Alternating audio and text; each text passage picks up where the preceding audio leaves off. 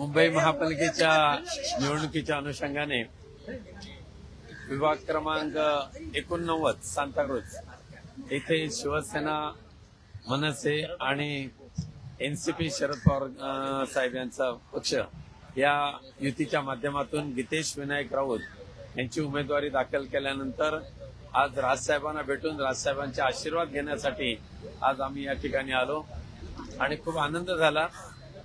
प्रथमच शिवतीर्थावर येऊन राजसाहेबांची भेट घेण्याचा योग प्राप्त झाला, त्यामुळे खूप आनंद आहे, तेवढाच उत्साह आहे आणि त्यांची भेट झाल्यानंतर एक नवीन एक ऊर्जा आणि एक पुढे चालण्याची एक दिशा ही प्राप्त झालेली आहे।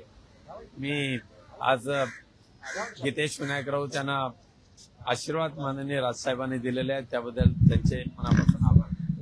आज उमेदवारी अर्ज मागे घेण्याचा शेवटचा दिवस आहे। पक्षातून मोठ्या प्रमाणात मुंबईमध्ये, ठाण्यामध्ये, नाशिक ठिकठिकाणी बंडखोरी झालेली आहे।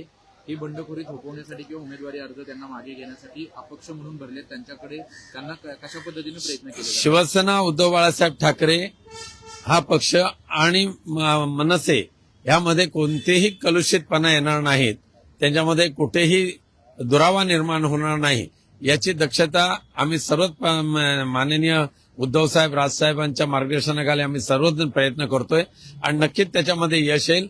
उत्साहाच्या भरामध्ये काही जणांनी उमेदवारी अर्ज दाखल केलेले आहेत, परंतु ज्या ठिकाणी अधिकृत शिवसेना, उद्धव बाळासाहेब ठाकरे पक्षाचा उमेदवार आहे, ज्या ठिकाणी माननीय राजसाहेब यांचा मनसेचा उमेदवार आहे, त्या ठिकाणी कोणत्या परिस्थितीत बंडखोरी होणार नाही यासाठी आमचे प्रयत्न आहेत, ते प्रयत्न यशस्वी ठरतील। धन्यवाद।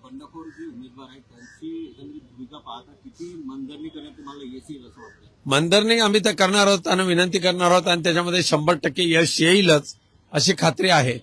धन्यवाद। आज शिवतीर्थावर आलात, परंतु 4 तारखेला स्वतः राज ठाकरे शिवसेना भवनात जाणार आहेत अशी संजय राऊत यांनी घोषणा केलेली आहे। जे वचननामा प्रसिद्ध केला जाणार आहे तो कार्यक्रम त्या ठिकाणी आयोजित करण्यात आलेला आहे, काय भावना त्याबद्दल? खरं आहे ते शिवसेना, मनसे आणि एनसीपी शरद पवार गट यांच्या वतीने जो वचननामा प्रसिद्ध करण्यात येणार आहे तो 4 तारखेला होईल आणि तो शिवसेना भवनवर होईल।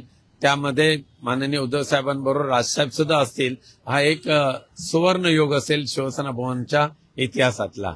धन्यवाद। किरीट सोमय्या यांचा जो मुलगा आहे याच्या समोरचा उमेदवारी अर्ज उशिरा आले किंवा वेगवेगळ्या कारणांनी बाद ठरले, त्यामुळे आता फक्त त्यांची लढत जी आहे ती अपक्ष उमेदवारांबरोबर होते, त्यामुळे कुठेतरी एक प्रकारचा बाय दिला गेलाय का असं? अजिबात तसा बाय दिला गेलेला नाही।